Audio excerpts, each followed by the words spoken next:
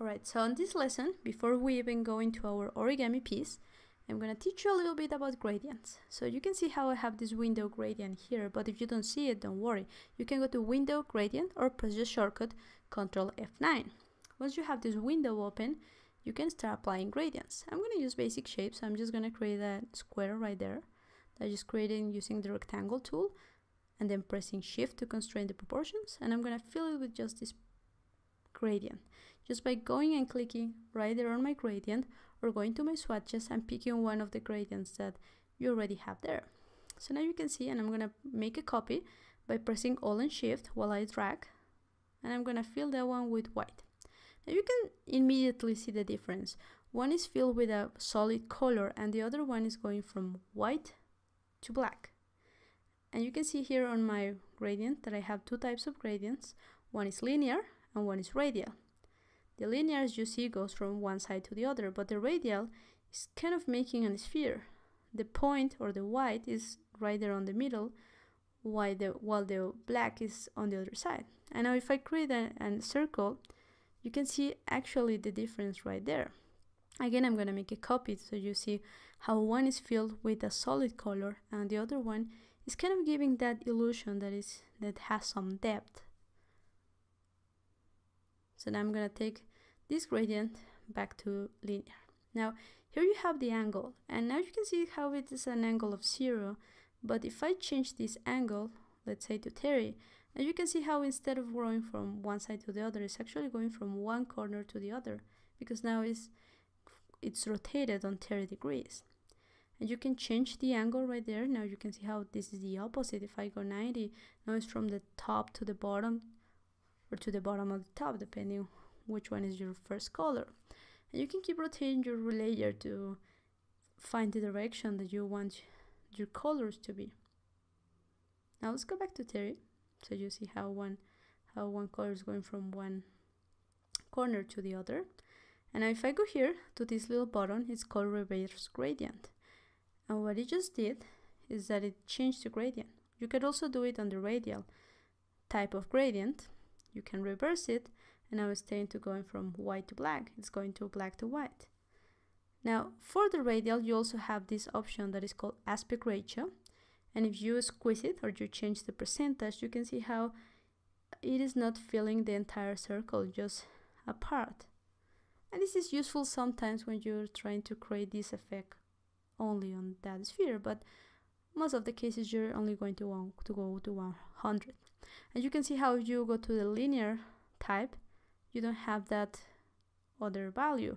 And also how if you go to the radial, it really doesn't matter if you pick an angle because it's going to be the same. Now you can also find the gradient on the tools panel, and you can find the gradient tool right there, or you can simply press G. And when you do that, you can see that you get a line that is looking like that. And in the case of this, it's rotated on 30 degrees, but if I go and change this value to 0, you can see how I have a straight line. And what this line is indicating me is the same that the gradient window is showing.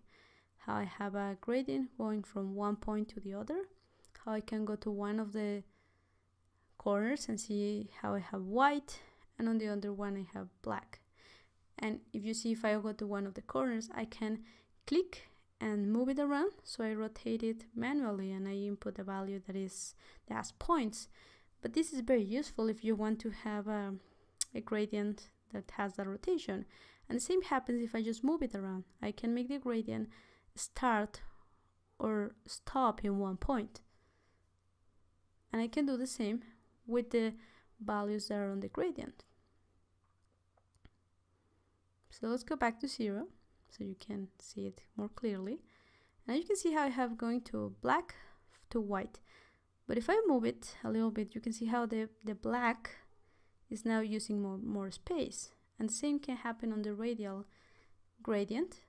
If you move them around, you're going to get different results. And you have also this little slider right there on the middle that regulates the amount of color you have from each side.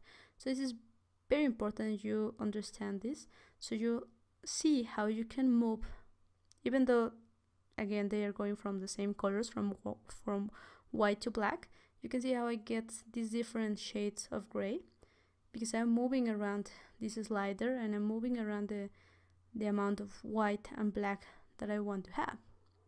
And I can do the same on the gradient tool. Instead of on the window, I can move around these values. Right there, you can see both of the colors, and also I can rotate around just as I showed you before. And you could also move the gradient slider and move around the gradient where you want it to begin or stop. Now another thing that you can do is that you can go and change the color. So for example, if I go and change this one to red, I just click on that little black swatch that I had right there, and then I move it around to the color window and pick a color. Now you can see here how I have an RGB color, and if you don't see the color window, you can go to window color, press F6, and in here you can go to hide options. If you're probably gonna see it like this, or you can go show options to see the rest of the options. Now if I go to this RGB spectrum and press shift and click, I can go to the HSB or CMYK or RGB again, or just the K value. So I like to work on HSB because hue saturation value, and it's kind of easy to understand because you can go to brightness or saturation or just the hue, which is the color. So you can move around, and instead of having black to white, you can go to purple, for example, and right here to blue. And again, you can change that. And another thing that is very nice about this is that on the location, you can move it around manually, or you can just go there and select a percentage. Now the opacity is another nice value. You can select on the blue and change the opacity, for example, to 20. And you can see right there the difference. And I'm gonna actually just, you can see this is the black background, but if I go and let's make a copy of that white, and then just right click, arrange send to back, just so that you see that with a white background, you can see how the transparency is right there. So the blue is now just a little bit opaque, so you have just 20%, and you can go to 0. You can see how it's going from nothing. You can see the gray of the background, and it's going to a whole purple that has 100% of opacity.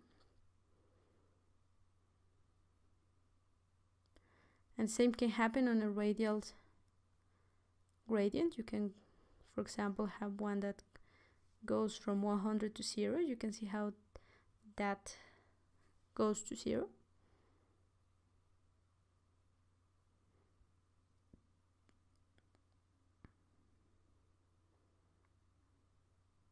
Now you can see here in a linear gradient how you can do that again. Now let's go to your swatches, and if you don't have that window, go to window swatches, and you can see how if I click and drag one color on the swatch, I can add it to my gradient. So this is a way that if you want to add more colors, you could just simply do it by that, like that, and move them around just like that. By just clicking and dragging, I can bring, for example, this yellow and move it around and create a gradient that looks different. So something like that. And again, you can change the angle or whatever you need. So in the next lesson, we're going to begin working on our origami figure.